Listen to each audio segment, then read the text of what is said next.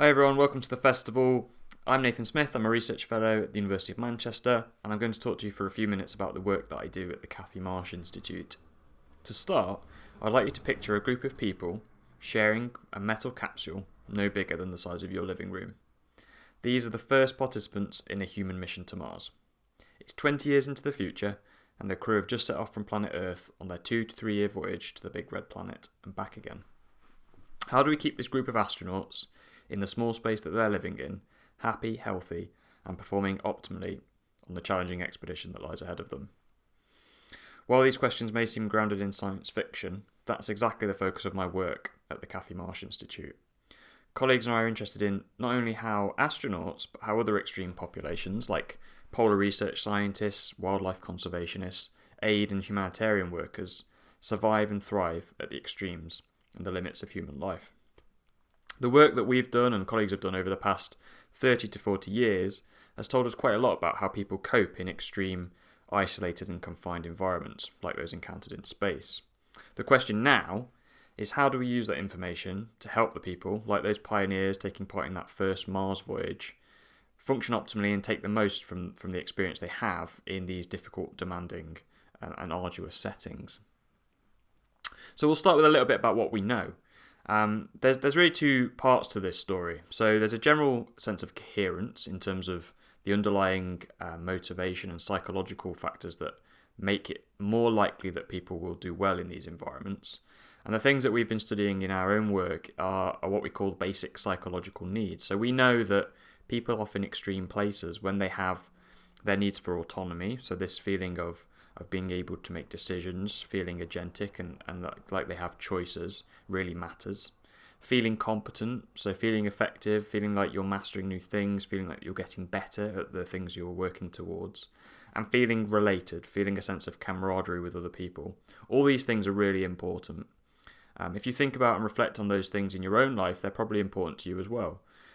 In these extreme places where the demands mean that people are often deprived of some of the things that we're so used to now, actually these basic psychological needs take on a new meaning. There's a secondary part to this, and this is the strategies that people use to stay happy and healthy under very stressful demands.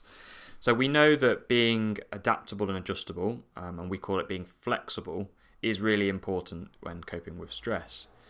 When we study this, we look at a person's ability to flexibly self-regulate.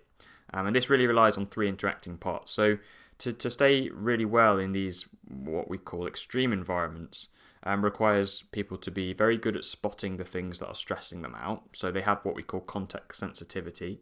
They're able to detect the demands that are posing a challenge, and then evaluate whether those things are worth paying attention to, or actually whether they might be inaccurately focusing on that as a stressor. Then the second part is, once you've identified what it is that's posing stress, is to flexibly pick from a repertoire of techniques for coping with those demands. So a person that is on a space mission, like a Mars mission, and they are feeling lonely and isolated from home, will pick a certain type of strategy to cope with that demand or issue, compared to, say, if they're struggling with sleep or they feel sleep deprived. That will require a slightly different response. So people that are very good at coping with these and being resilient to stress in these environments are very good at selecting effective strategies from a wide repertoire of techniques. The final part of this story, and the people that are really stress resilient to these extreme places, are very good at monitoring. So they are good at seeing whether those things that they've done have actually allowed them to resolve the stressor, or bring that stress level down a little bit. So we call this kind of response to feedback, and that could be implicit feedback, how you feel, how you think, or explicit feedback, what other people are telling you about how you're doing in terms of your health, well-being and performance. So we have these kind of three interacting parts. That flexible regulation, that flexible adjustment to the stress response, is really helped by satisfying those basic psychological needs. So what we're seeing is that people who have a sense of autonomy, they feel competent at what they're doing, and they feel connected and like they belong with the people they're with, actually are better able to activate that flexible process of self-regulation. And this is really important for what I'm about to talk about now.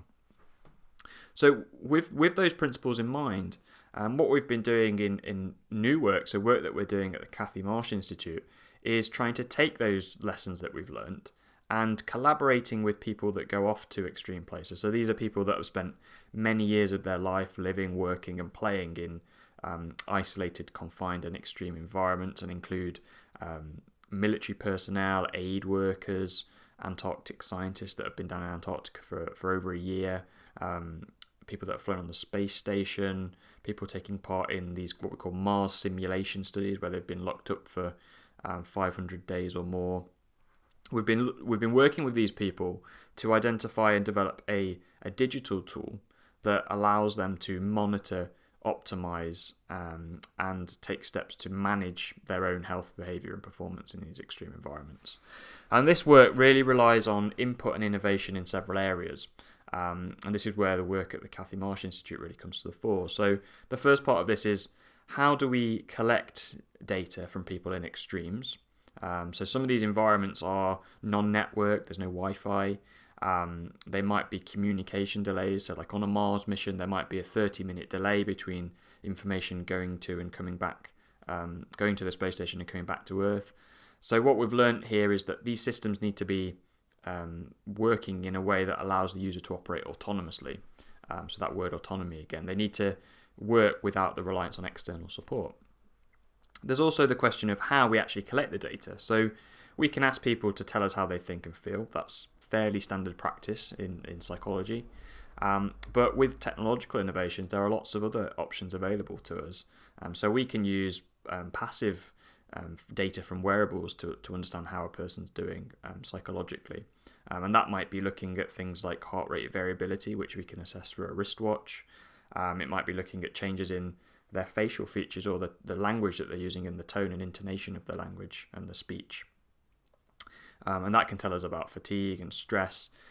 We might also look at crew dynamics. So if everyone in a team is wearing a watch that's smart and has a kind of is connected, then we can look at patterns of proximity over time. So during a Mars mission, when they start, are they really close? Are they spending a lot of time together? And then over time, does one crew member start to become more dispersed from the group? What does that tell us about crew cohesion and crew dynamics? So we have all these options. The challenge then with this data that's coming in from these places is, how do we integrate it to really understand what that tells us about the person? And what does that, not just what does it mean on the face of it and does it make sense, but what does it tell us about the psychological meaning, like how a person thinks and feels? So that's something we're tackling at the moment. With all of this intensive sampling of people, where we're collecting lots of data from the same people over time, we might call it health surveillance data, there's questions about how we analyse that and manage that data. If the models we're using here have to be tailored to these small samples, there's only so many people, potentially 4 to 6 people on a Mars mission.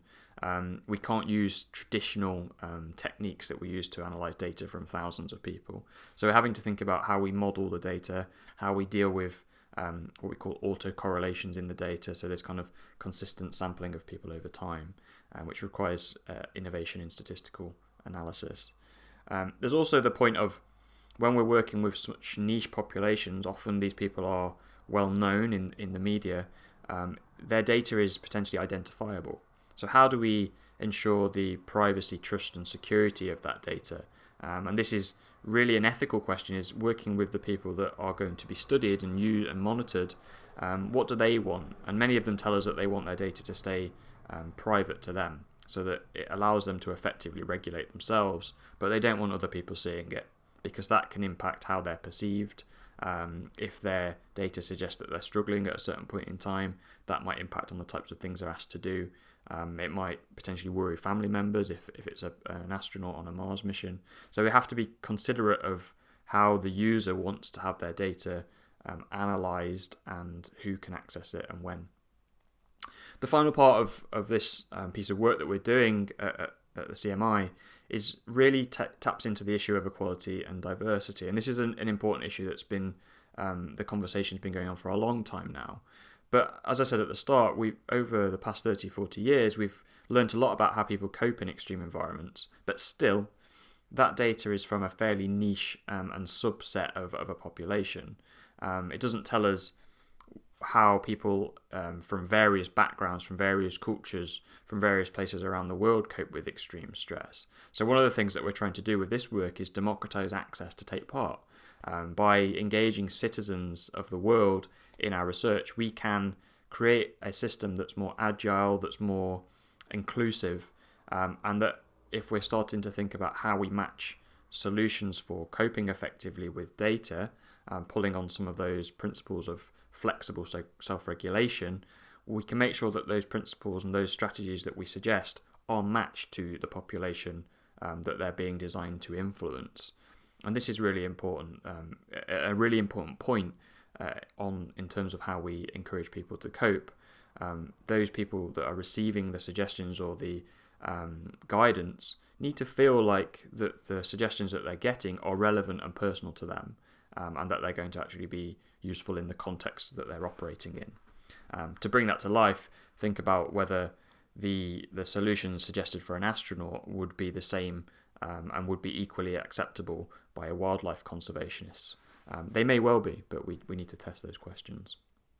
I think this work more broadly, and I think something that the festival may pick up on, is how COVID-19 and our response to the pandemic has accelerated some of this stuff on the study of people in extremes, and it's brought it into view as being an important issue. Many of us have found ourselves in isolated, confined and extreme environments during lockdown and the response to the pandemic.